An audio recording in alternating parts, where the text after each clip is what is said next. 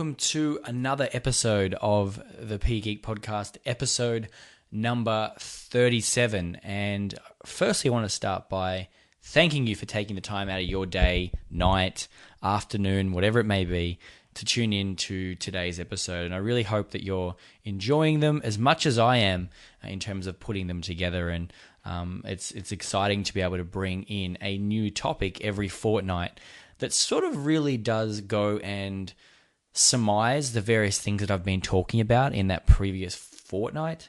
There's always a bit of a theme revolved around the stuff that I'm doing on my blog, in the podcast, and it's nice to be able to put these together into episodes that share my thoughts on those particular topics. And since doing this sort of themed approach for the podcast, we've actually seen the numbers of listeners increase dramatically. And I guess that's probably attributed to the fact that we can now really recommend episodes in their entirety. When someone has a certain problem, we can point them towards episode 22 or episode 26, and they can use it as a resource to sort of move forward. Now, in today's episode, we're going to be focusing on the various things that you can do to use technology if you're in the outdoor recreation and, outdoor education sort of space. Now, a lot of you maybe don't realize, but I've got extensive sort of experience teaching in not just physical education, but also outdoor education settings. And I've actually got some great activities that began for me in terms of using tech way back in those classrooms, even before I started sort of using technology in PE. So I'm going to talk to you about the very first thing I ever did with technology, and it wasn't in a PE class, it was in an outdoor education unit, and sort of talk about what you can do now to complete the same sort of thing, as well as exploring lots of different activities that you can use mobile devices to sort of get people active and learning in outdoor environments, when doing things such as cycling and hiking and those sorts of activities. So without further ado, let's dive into episode 37. And if you want to track down all the notes and resources that are mentioned, you can head along to thepegeek.com/37. All right, let's check it out. As I briefly alluded to in the show opening, one of the very first things I ever did relating to using technology in the classroom happened in not a physical education session, but an outdoor education session. Now, obviously there's a lot of similarities in terms of the subject, but here in Australia, outdoor education is often connected with exploring nature, looking at activities such as canoeing and hiking and water skiing and, surfing and those sorts of things. And only really something that happens in later years, so later secondary or high school years, and is more closely related to the sort of interpersonal skill sets such as teaching people to work in teams and, independently and those sorts of things. And for me, outdoor education is something that I really enjoy, and it's usually wraps around camps and excursions and kids getting away from school and camping in tents and cooking with equipment and that sort of thing. And at the very heart of it, outdoor education is as far removed from technology as any subject would be. However, I had realized that there would be some great opportunities to use technology to help the learning that would be expected of students when they go away on these different excursions and camps and so forth. So in my first year of teaching, we decided to do some mobile blogging. And at the time, we didn't have access to smartphones. I mean, the phones that we had really were just that. They were just phones. They could make calls, they could receive text messages, and that's pretty much about it. I mean, they could surf sort of like the mobile web, which wasn't the real internet, just like the mobile version of the internet. And I mean, they weren't great, but I had this great idea that I wanted to do some mobile blogging with my students to document the journey they were going on in the outdoor environment. And what we actually did was use a web service which no longer exists called Utilise, which was Utterli, utterli.com. And Utterli basically meant that you could dial a number from anywhere in the planet, and basically it would come up with a voice message, and you would leave your voice message on that machine, and then it would automatically post your message to your Utterly account. And that meant that as you were sort of, anywhere, you could make a call, leave your answers to a question or leave your thoughts on whatever it was that you were doing. And this was sort of like audio blogging as you sort of went along. And this is in 2008 and really innovative and led down the path of me actually creating and some stuff to blog about on the early days of the PE Geek website. But translate into now, and a lot of these things are still possible, but still really haven't been explored in all their entirety in PE settings. And a lot of the stuff I'm going to talk about in today's episode doesn't just translate into outdoor education. It also works in PE context as well. Now, the very first thing I want to explore is the recent release of the apps such as Periscope and Meerkat. Now, if you're unfamiliar with these, you can head along to thepegeek.com/Periscope or thepegeek.com/Meerkat, as in the animal, and check out a blog post that I did recently exploring what they were and how they have potential in PE context. Now, in the outdoor education or outdoor recreation context, you've got some enormous capacity to be able to use these apps to do live video streaming to anywhere on the world. So imagine if you had a group of students who were out hiking or out canoeing or kayaking or experiencing a hike or whatever it may be. And with the Meerkat or Periscope app, they open it up and all of a sudden they're broadcasting live to the world, or potentially their school or whatever audience you decide to make the broadcast known to. And they're actually using that as the vehicle to help them teach and explore the things that you're trying to do. I mean, I could see some enormous possibilities coming from this.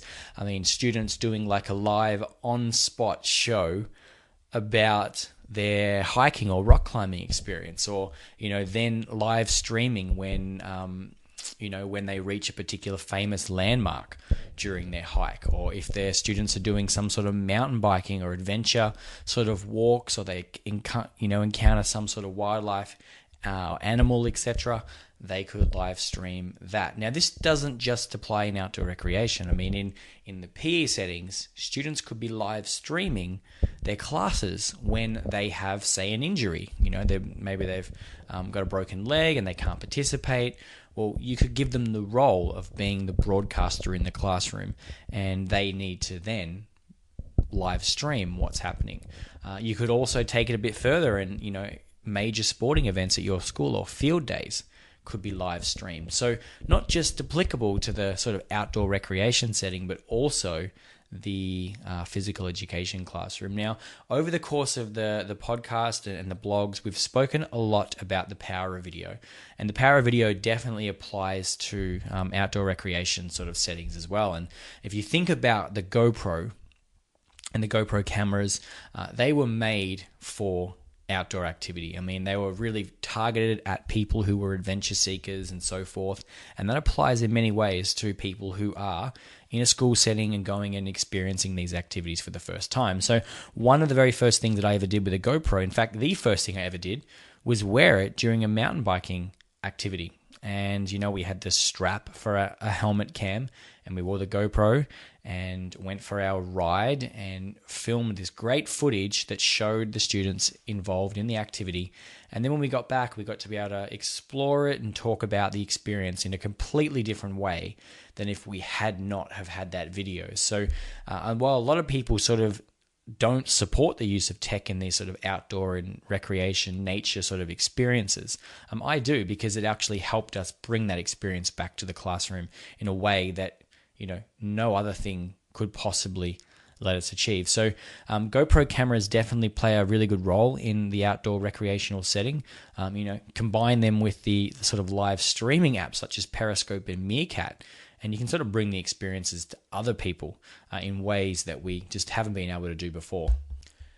Now, video is obviously a big part of PE, outdoor recreation type activities, but so can audio, and so can students using audio to basically document their learning and their experiences and things that they're doing. And one of the apps that you can use to sort of do this live, but also sort of like a podcast, is Spreaker.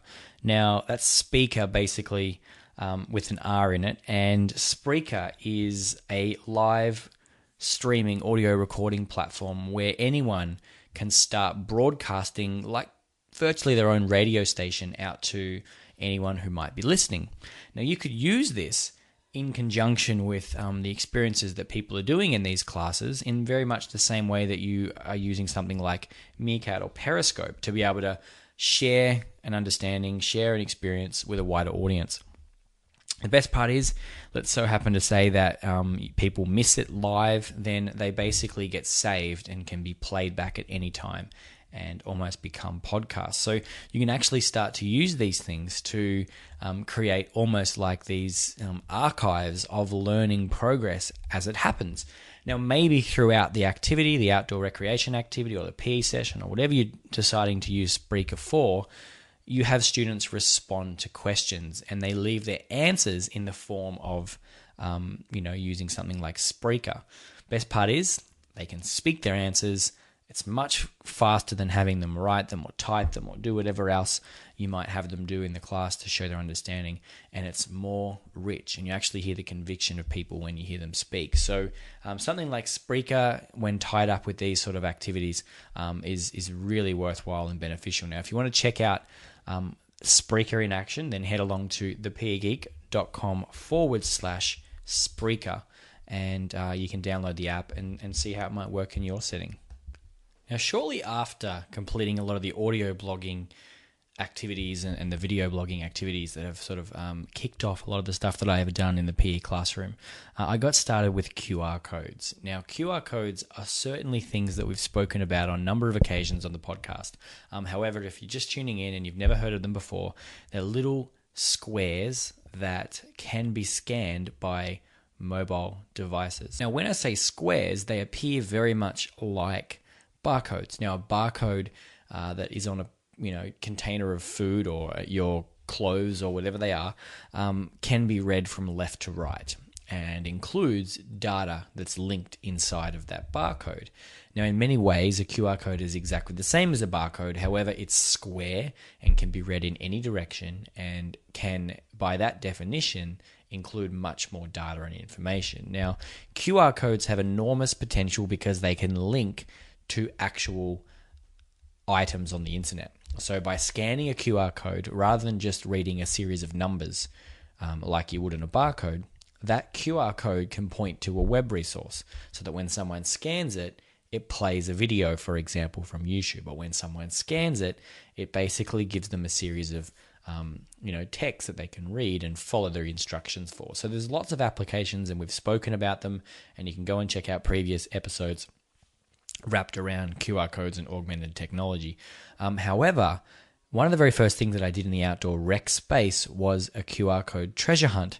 And this was in 2009 and was all around mountain bikes and students riding around our town where I teach, scanning QR codes and then getting a cryptic clue or a riddle from the QR code that then led them on to the next location. And we did it sort of two-part to explore the environment that was surrounding the town, to teach about the road rules and safety of that particular place, but to also gamify it and turn it into a little bit of an adventure where people were scanning, getting some answers, having to work together, and then heading off into those particular environments to try and find the next QR code. Now, obviously, really easy to do, extends into the PE classrooms as well, but you can head along to thepegeek.com/QR codes to see more. Alternatively, you can head along to qrstuff.com, which is a website that I use and recommend to create QR codes. Now, it's a really easy thing to do. I mean, it sounds complex and it looks futuristic, but it's definitely something that everyone can achieve. And you can head along to qrstuff.com and very easily type in the text you want to convert to a QR code, the web link you want to convert, hit a button, and it's done. And then you can go about printing them out and putting them in locations to complete a treasure hunt. Now, one of the easiest ways to complete a treasure hunt is to head along to the Class Tools website. Search that in Google and you'll find they actually have a QR code treasure hunt generator. Now, it works very similar to QR stuff in that you put in your questions and the answer, and then it'll generate the QR codes for you. However, it makes it nice and easy to build them en masse and then print them out all in one go, and then go and actually, find where you need to place these around your school. Now, I should point out that QR codes are only useful in the situation where you are dealing with physical real-world things. So there's no point putting a QR code on a computer screen because it defeats the purpose of why they're made. I mean, a QR code is all about speeding up the offline to the online so that you can actually get some sort of, increased access to that information. So on a computer, you wouldn't use a QR code. You just create a link, or you'd create a shortcut or something like that. But when you're talking about a piece of paper and you're placing it on a tree, and when you scan that tree, a question comes up that is about the actual location that those students are in, you're starting to see some really, really impressive learning that could take place. So QR codes are without a doubt one of the most exciting things that I've ever done. There's a number of blog posts, as I mentioned. If you head over to thepegeek.com/QR codes, you can have a look at that very first QR code orienteering activity that I did way back in 2009, and sort of has led to me being a really big advocate for QR codes in the PE setting.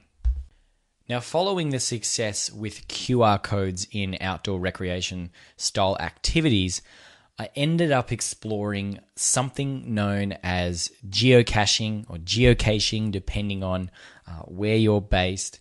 And basically, this is the world global treasure hunt that is completed by millions of people and contains millions of hidden geocaches around the planet.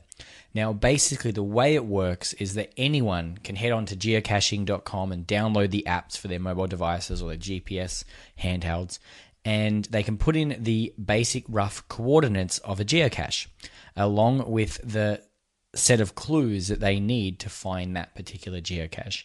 And then it's all about the adventure. It's all about trying to find these hidden geocaches in these real-world places. Now, the exciting thing about geocaches is there are literally millions of them spread around everywhere on Earth. And in fact, right now, I would be surprised if you opened up your geocaching app on your mobile device and search for nearby geocaches, you would absolutely find that there are some right near you that you could go and hunt. Now, all you need is your mobile device. Open the app up or open your handheld GPS, and you can go hunting. And they list them based on how close they are to you, how difficult they are, the terrain, etc. And then when you click on the geocache, it helps you get to that particular place. And then when you get there, you can actually log it and say that you found it, or that you didn't find it, or things along that line. Best part is you can then take a picture and you can leave, maybe your sort of adventure that you went on to inspire other people to take part in finding that geocache. And in most cases, the geocaches are really difficult to find. I mean, they're hidden really well in real world, sort of, under logs and under fences and attached to certain things. And inside of them, often there is little artifacts or trinkets that you can take and put something in exchange, or sign a physical logbook to see that you've been there and other people have been there. Now, when you're just hearing about geocaching for the first time, you often think, what? Is this for real? I mean, it is 100% for real. And as I sort of mentioned, there are millions of geocaches that are spread out around the planet that you can use and that you can integrate into PE lessons, outdoor ed lessons, or just into general school settings. Now, I mention it because a number of times I've used these in school-based sort of lessons and so forth. It's been really rewarding, and the students have sort of had to work together to brainstorm the list of possible clues. They have to interpret the instructions and the maps and everything, and then try and find where the geocache is hidden. And not every single time that we've embarked on a geocache adventure have we actually found the caches that have been hidden. I mean, I know personally I've gone and taken people out to show them geocaching, and we haven't actually found them on that particular day. Whereas other times we've gone out, they've been a bit easier, we've found them, we've wrote in the logbooks, and then we've gone on and found some others. But the most important part about it is it actually works to augment the actual experience that you're having in the outdoors. So sure, you're trying to find geocaches, but they're usually hidden in really interesting locations, and you actually get to experience and find them as you head on your journey. Now, just for interest's sake, I've opened up the geocaching app on my mobile device right now, and I can see that there is the closest one to my house where I'm recording this episode at the moment is 465 meters away. Now, if I clicked on that, it would bring up a little map and show me the general direction I need to walk in and basically guide me along the way until I got to it. And then when I open up that geocache, I can see the list of description of it, the sort of last time it was found, and any other sort of hidden clues that would help me actually discover it. Now, I know a number of people who have used geocaching to help kids explore concepts, work in teams, and so forth. I personally have done it for that exact reason, having kids sort of work together and assessing them on how well they can work, not necessarily on what they're doing, but more importantly, having them just experience the environment and the activities they're doing in between the actual finding of the geocaches. So easy to get set up. All you need to do is head along to geocaching.com and you can be off hunting this brand new world in no time.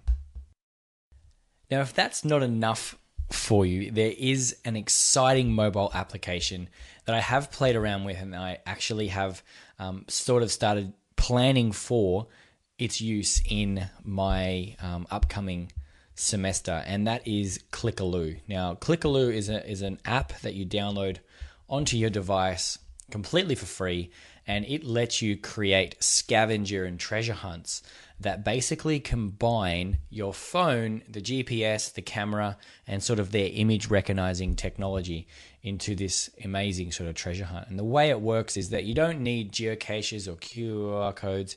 You just need your mobile device. And when you open it up, you simply see a list of the different hunts that have been created, or you can create your own. And they basically set you on the path to discover a series of clues that take you further and further through the various hunt. And basically when you get to that location, which it navigates you to, it'll say, show the hint, and it will check to see if you are actually there and then give you the hint. In the same token, it'll send you along the path to, look at a specific item, such as, maybe a tree or a park or something along those lines, and that'll be presented as a clue, as a target. And then what you need to do is position your phone in the exact same spot to take the identical picture, and it will match your image with the image of the clue and determine if you're actually in that spot. So in terms of creating this amazing sort of adventure that is rich, full of sort of team building and orientation type activities and sort of teachable moments and so on, Klikaklu is incredible. It's free to obviously play, but it also allows you to actually create hunts yourself so that you can build a hunt for your students and then have them go and play it completely for free. So the creation part you can do completely for free for a week, and then if you like it enough, you can buy the premium aspect of Klikaklu to be able to create unlimited games and then be able to go ahead and sort of enable people to create these scavenger and treasure hunts for your students. Now, I've seen some really impressive stuff coming out of some schools in Victoria that are using Klikaklu for their orientation on, the start of a new school day or sort of a new school enrollment with students. So when they get to a new campus, they get to sort of adventure around and take pictures and sort of compete for it. I plan on using it in the upcoming semester, as I briefly mentioned, to help train my students for their cross-country event, which is coming up soon. Now, obviously, cross-country has that sort of lack of appeal, for better word, with a lot of students, where they're just running and they might not enjoy that a whole lot. But we're going to be doing the training for that cross-country activity without them really realizing it, because they're going to be involved in these treasure hunts. So yeah, highly recommend Klikaklu, and certainly something that you can get a lot of value from in all of your different various subjects, including outdoor recreation activities and physical education. Now, if you want to check out more about it and how it's being used, you can head along to thepegeek.com/Klikaklu. Klikaklu, and Klikaklu is spelt Klikaklu. So go and check it out, and let me know if you have any questions about how it works. I'd love to hear what you end up doing with it as well. And there you have it. That brings us to the end of episode 37. If you'd love all the notes and resources and the various apps and so forth that we've mentioned in this episode, then head along to thepegeek.com/37, as in episode 37, and you'll be able to find all the resources there. You can also do that for any episode that you've listened. Just change the 37 to whatever episode number that is, and you'll be able to find the show notes there. So I hope you enjoyed touching on the various things that are happening in the outdoor recreation sort of spaces. There's lots of potential here for crossover in PE, and in fact, they're very similar. However, I thought it was worthwhile dedicating an entire episode to sort of the origins of many of the things that I'm doing in PE now, and in many ways, stuff that I still do and encourage that schools look for opportunities to do. Until next time, see you later.